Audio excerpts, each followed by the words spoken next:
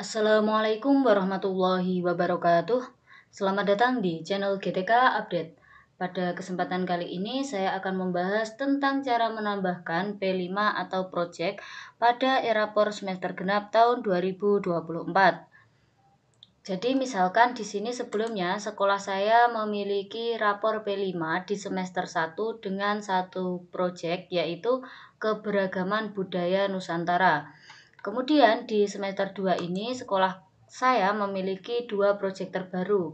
Yang pertama adalah pemilihan ketua dan wakil ketua OSIS, kemudian yang kedua adalah membangun generasi mandiri untuk Indonesia Emas. Dan ini perlu ditambahkan ke e-rapor.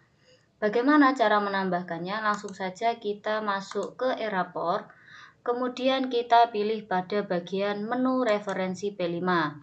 Pada menu ini berisi 3 submenu yaitu target capaian profil, data project, dan kelompok project. Kita lihat dulu yang pertama untuk target capaian profil. Target capaian profil ini hanya berisi informasi tentang elemen, subelemen, dan target capaian.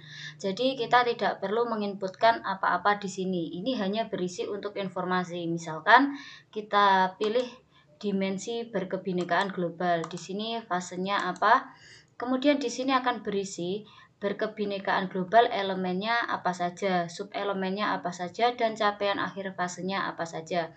Bapak Ibu bisa membaca atau mempelajari dari masing-masing dimensi ini. Namun apabila Bapak Ibu sudah memahaminya, Bapak Ibu bisa skip saja.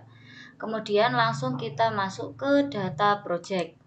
Data project inilah yang perlu kita isi. Di sini kita diminta untuk memasukkan tema dan fasenya apa. Nah, di sini untuk contoh saya akan menginputkan terlebih dahulu untuk project pemilihan ketua dan wakil ketua OSIS. Jadi pada bagian tema saya memilih yang cocok itu adalah suara demokrasi. Saya klik, kemudian fasenya D.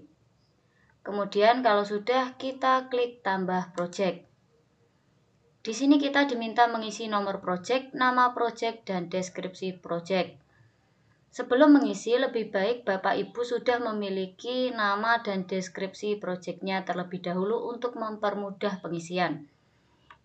Untuk nomor proyeknya, karena rapor yang pertama tadi sudah digunakan untuk proyek 1 keberagaman budaya Nusantara, maka di sini saya melanjutkan nomornya yaitu nomor 2. Kemudian nama proyeknya adalah pemilihan ketua dan wakil ketua OSIS.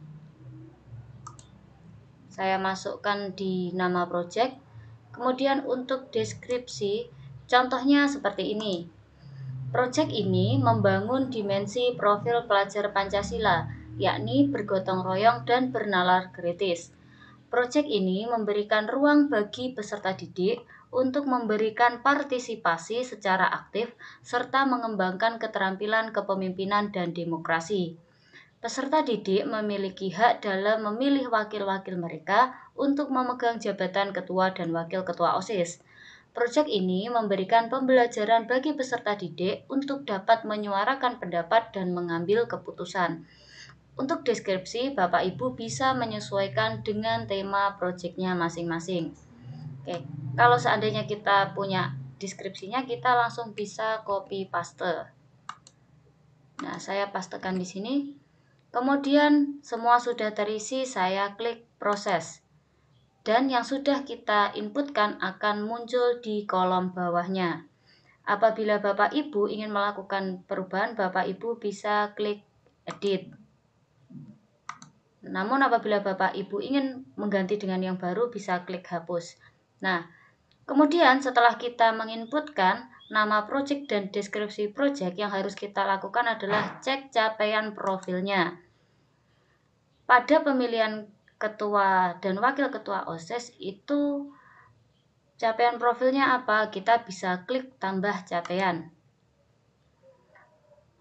Pada capaian ini akan muncul banyak sekali. Di sini untuk pemilihan ketua dan wakil ketua OSIS, saya memilih capaiannya adalah gotong royong dan bernalar kritis. Oke, saya cari gotong royong. Bapak Ibu bisa menyesuaikan dengan temanya. Kemudian isi dari tema tersebut capaiannya apa. Bergotong royong di sini ada banyak sekali. Nah, kemudian saya memilih bagian kerjasama karena yang lebih cocok untuk proyek ini adalah kerjasama, di mana kalau pemilihan ketua atau wakil ketua OSIS pasti memiliki panitia yang harus bekerja sama untuk menyukseskan acara tersebut. Saya klik tambahkan.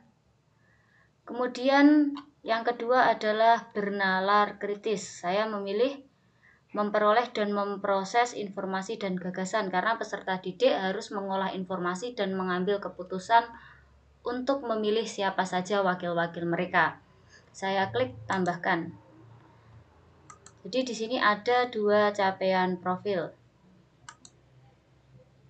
Nah, ini sudah masuk di sini elemennya. Kalau sudah, kita close. Kemudian kita ke kelompok project. Pada bagian kelompok project ini, nah di semester 1 kita kan sudah memiliki satu project, maka yang harus kita lakukan adalah kita tambahkan project yang terbaru tadi, yaitu dengan cara klik data project. Kemudian kita klik tambah project, yaitu di sini sudah muncul yang sudah kita inputkan terbaru, yaitu suara demokrasi. Kita klik tambahkan. Nah, maka nanti pada data project itu akan muncul, yaitu yang pertama keberagaman budaya Nusantara, yang kedua pemilihan ketua dan wakil ketua OSIS. Jadi kita sudah berhasil menambahkan project terbaru.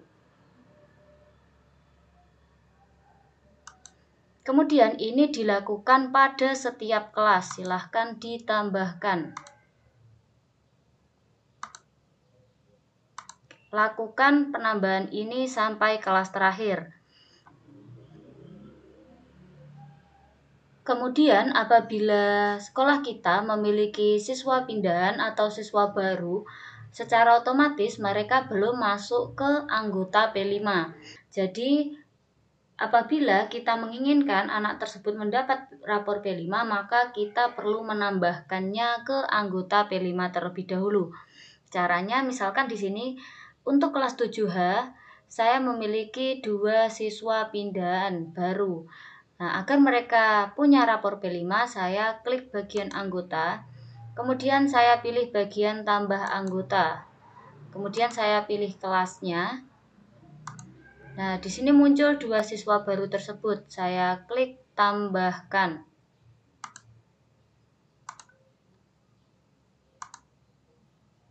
Nah, secara otomatis nanti mereka akan masuk ke menu anggota dan menjadi anggota baru untuk proyek tersebut. Nah, itu akan tampil di sini nama siswa barunya. Jadi itu saja yang dapat saya sampaikan. Semoga bermanfaat. Wassalamualaikum warahmatullahi wabarakatuh.